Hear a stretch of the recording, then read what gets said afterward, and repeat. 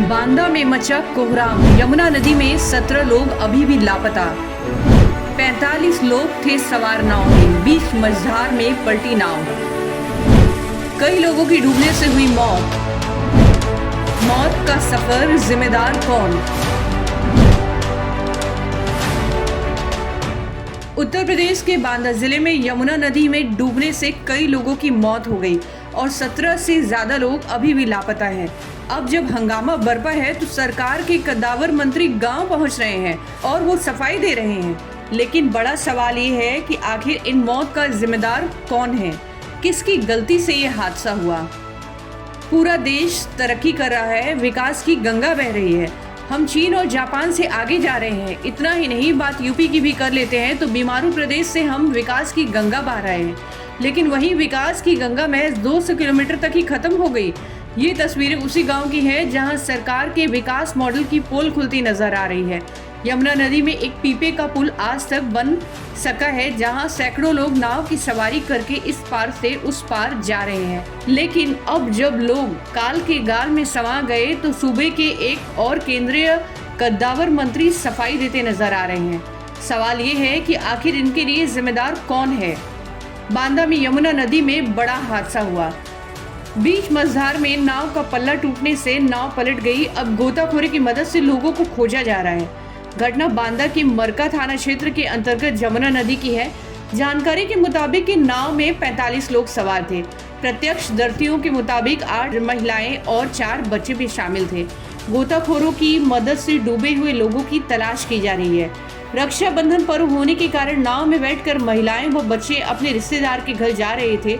इसी बीच नाव पलट गई और कई लोग नाव में डूब गए। घटना के 24 घंटे बाद भी लापता लोगों का कोई पता नहीं चल रहा है। घटनास्थल पर सरकार के मंत्री राकेश सचान, रामकेश निषाद और केंद्रीय मंत्री साध्वी निरंजन ज्योति को भेजा गया है, लेकिन गांव के लोग घटना से आहत हैं और यही मंत्रियों से सवाल पूछ रहे हैं। देखिए, इस घटना से पूरी सरकार दुखी है। माननीय मुख्यमंत्री योगी आदित्यनाथ जी ने हमें और हमारे राज्य मंत्री रामकेश जी को यहाँ भेजा है और पूरा प्रशासन जब से ये घटना घटित हुई है कल से इसमें लगा हुआ है कि किसी तरह से जो लापता लोग हैं उनकी डेड बॉडी मिले। 33 लोगों का अनुमान था उस नाव में और 33 में 13 लोग तो निकल गए तैर के और 20 लोगों में 3 की डेड बॉडी मिली है। 17 लोग अभी भी लापता हैं। उनको खोजने के लिए एनडीआरएफ, एसडीआरएफ और जल पुलिस की ये पूरी टीमें लगी हुई हैं। लोकल के गोताखोर भी लगे हैं। पूरा प्रयास जारी है कि उनकी डेड बॉडी मिल जाए और जो हमारे परिजन यहाँ पर दुखी परिजन हैं उनके साथ ये पूरी सरकार खड़ी है और उनकी मदद के लिए योगी जी के निर्देश पर हर मृतक आश्रित परिवार को 4-4 लाख रुपए ये सरकार देगी। किसी कारणवश अगर कोई डेड बॉडी नहीं भी मिल पाती है, क्योंकि यमुना बढ़ी हुई है, बह जाती है, तो उनके लिए भी अखबारों में निकाल करके विज्ञापन दे करके कि ये लोग लापता हैं। अगर उसकी पूरी कार्रवाई पूरी करने के बाद ऐसे लोगों को भी जिनका अनुमान है, जिनका सत्यापन हो चुका है कि ये लोग नाव में थे, उनको भी 4-4 लाख रुपए मृतक आश्रित परिवार को योगी सरकार देने का कार्य। कल मैं यहाँ थी नहीं, मैं दिल्ली में थी। मुझे जैसे जानकारी मिली तो मैं यहाँ आई हूँ मरकासन। मैं फतेहपुर भी जा सकती थी, लेकिन जहाँ घटना स्थल है यहाँ के अधिकारियों से मुझे बात करनी थी। बहुत दुखद घटना है उस एरिया की। मुझे लग रहा है ये पहली घटना है कि जहाँ एक साथ इतने लोग नौका में डूबे हों, नौका पलटी हो। ये बहुत दुखद है। उन परिवारों के प्रति मेरी संवेदना है।